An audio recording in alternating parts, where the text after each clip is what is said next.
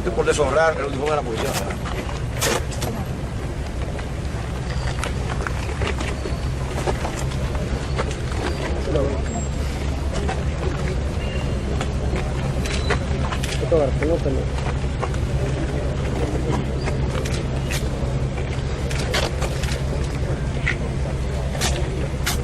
Por deshonrar el uniforme de la Policía Nacional. En relación a la patria.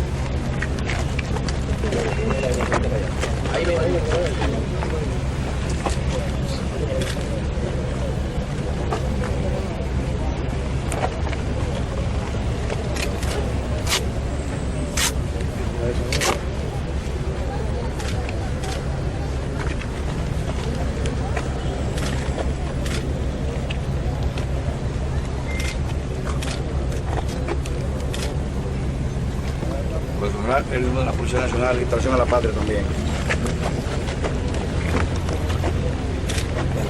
General, la gorra, que no se ve quién es. La gorra, general.